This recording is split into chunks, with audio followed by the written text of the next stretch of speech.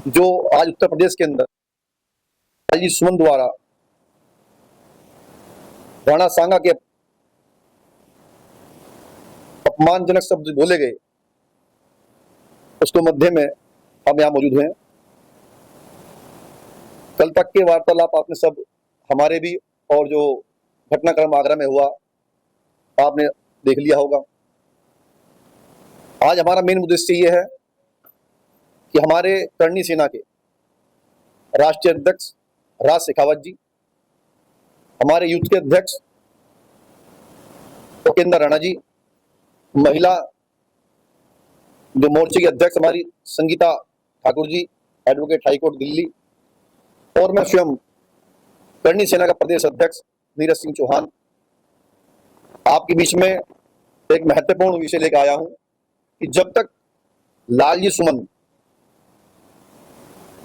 अपने कहे हुए व्यक्तित्व पर माफी नहीं मांगेगा और उनकी पार्टी के जो मुखिया हैं वो भी राणा सांगा जैसे महापुरुष के जो अपमान उनकी पार्टी के सांसद ने किया है उस पर स्पष्टीकरण नहीं देंगे, ये आंदोलन सनातन धर्म का आंदोलन है, क्षत्रियों का आंदोलन है, गुर्जर जाट ब्राह्मण सब क्षत्रिय हैं।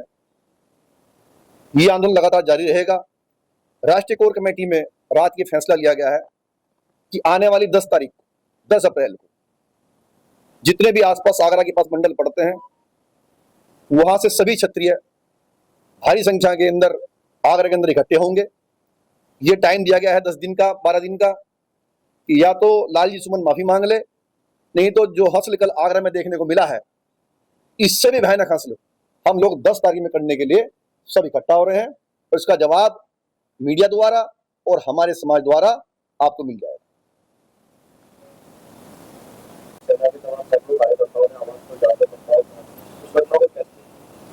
देखिएगा, शुक्रवार की घटना थी, टाइम दिया गया था कि आप माफी मांग लें। आपने राणा सांगा को जो उपाधि दी है गद्दार कहने की, वो बहुत शर्मनाक है। वहां पर बैठे सारे सांसद इसको सुन रहे थे, वो बहुत शर्मनाक है। राणा सांगा सनातन को बचाने वाला है। अगर राणा सांगा ने होते ये धर्म संस्कृति भारत ना होता। राणा सांगा ने सनातन को बचाने के लिए अपनी कई पीढ़ियां बलिदान दी हैं और उस राणा सांगा को भद्र टिप्पणी वो लालजी सुमन हो चाहे वो किसी जाति या धर्म से आता हो उससे मतलब नहीं है।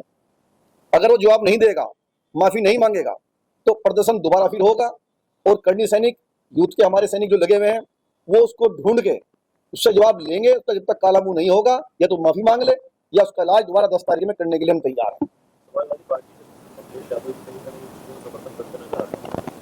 ये 2027 में चुनाव है और ये ऐसी रणनीति के तहत शायद वाक्य कहलाए गए हैं और केवल हिंदुस्तान के अंदर अब कोई ऐसी बात नहीं हो रही है कि हिंदुस्तान में अगला कदम क्या होगा, प्रोग्रेस क्या होगी, बेरोजगारी रोजगारी पर कोई विचार नहीं होता।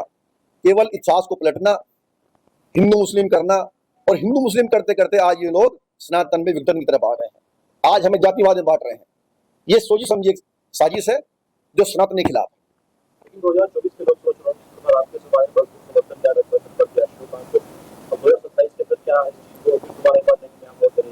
नहीं, ये नहीं कि आप समझिए कि अगर हमने समर्थन उनको किया था लोकसभा के अंदर कि वही समर्थन हमारा 27 में जारी रहेगा, ऐसा नहीं है। उसमें परिस्थितियां क्या रही होंगी, किन परिस्थितियों में हमने समर्थन दिया था वो तब की बात है। अगर 27 में जिस तरह का व्यवहार आज हमारे समाज के लिए और पूरे सनातन समाज के लिए किया जा रहा है, अगर स्थिति रही तो 27 में जो जवाब होगा वो देखने योग्य होगा। आपकी सेना में 1 लाख रुपए का इनाम भी रखा है? जी, वो हमारी युद्ध की सेना है। जीप कार्ड का इनाम भी रखा है, एक ने 5 लाख रखा है, एक लाख रुपए रखा है। ये क्लियर बात है, अगर ऐसा होगा तो इनाम दिया जाएगा। आप जैसा कह रहे हैं कि जातिवाद और हिंदू मुस्लिम की बात चल रही है, तो कौन लोग हैं जो हिंदू मुस्लिम करना चाह रहे हैं, जातिवाद का जहर कर रहे हैं? जो सत्ता के लोभी लोग हैं, जो सत्ता से दूर हैं, वो लोग चाहते हैं कि किसी भी तरीके सत्ता पाने के लिए वो सनातन धर्म को विखंडित करना चाहते हैं और ये उनका सपना पूरा नहीं होगा। हम सनातनी को एकजुट होकर इसका जवाब देना होगा और उनकी सोची समझी चाल को समझना होगा। कल आपके सहारनपुर की कुछ युवा हैं जिन्होंने अखिलेश यादव को लेकर तमाम टिप्पणियां की, उन्होंने कहा कि यदि अखिलेश यादव कानपुर आएंगे तो की मालाओं से स्वागत करेंगे। नहीं, ऐसा देखिए, अगर कोई युवा आवेश में ऐसा बोल देता है तो हम उसके लिए क्षमा प्रार्थी नहीं, ऐसा नहीं है। लेकिन हमारी लड़ाई अखिलेश से नहीं। जिसने गद्दार कहा है बाबर को, हमारी लड़ाई उससे है, उस व्यक्ति से है। अगर कोई दूसरा व्यक्ति इस तरह की भाषा का प्रयोग करता है तो हमारी लड़ाई उससे है। रही समाजवादी की, भारतीय जनता पार्टी है, कांग्रेस की राजनीति, ये तो राजनीति का विषय है। हम राजनीति की पॉलिटिकल विषय पर नहीं आ रहे हैं। हम आ रहे हैं कि आप बाबर को मानते हैं तो माने, आप मोहम्मद साहब को मानते हैं माने, लेकिन जिसने सनातन की नींव रखी, राणा सांगा जैसे पाप उंगली उठाने वाले कौन होते हैं? ये अधिकार आपको किसने दिया हिंदुस्तान के अंदर? हमारी लड़ाई उन व्यक्तियों से है, ना दलित से है और ना किसी पार्टी से। देखिए, इस मसले को पूरा दलित से जुड़ा जा रहा है। अखिलेश यादव ने कल कहा कि इसके हाथ में उनके घर हंगामा हुआ, कोई दलित नहीं, वो दलित नहीं है। पहली बात तो वो दलित नहीं है, और दलित का मुद्दा इसलिए बना रहा है कि पीडी एक उनका चैप्टर चल रहा है, वो उसको उससे जोड़ के देख रहे हैं कि शायद ये दलित है या ये दलित वर्सेस जनरल बन जाए, सामान्य बन जाए। लेकिन हमने फिर कहा है कि करनी सेना का उद्देश्य किसी जाति को, किसी धर्म को ठेस पहुंचाना नहीं है। जो हमारे इतिहास को, सनातन को बदलने की कोशिश कर रहा है, उसका मुंह तोड़ जवाब देने के लिए हम लोग सड़कों पे हैं और आगे भी रहेंगे। क्या रणनीति बनाई है? आपने कहा कि 10 दिन के अंदर प्लानिंग हो रही है। 10 तारीख को समस्त क्षत्रिय, जिस तरह से हमें देखने को आग्रह मिला, ब्राह्मण हो या वैश्य हो, बड़ा साथ उन लोगों को रहा। आगे भी 10 तारीख को हम लोग आगरा में कुछ करेंगे, कई मंडलों में मीटिंग होगी।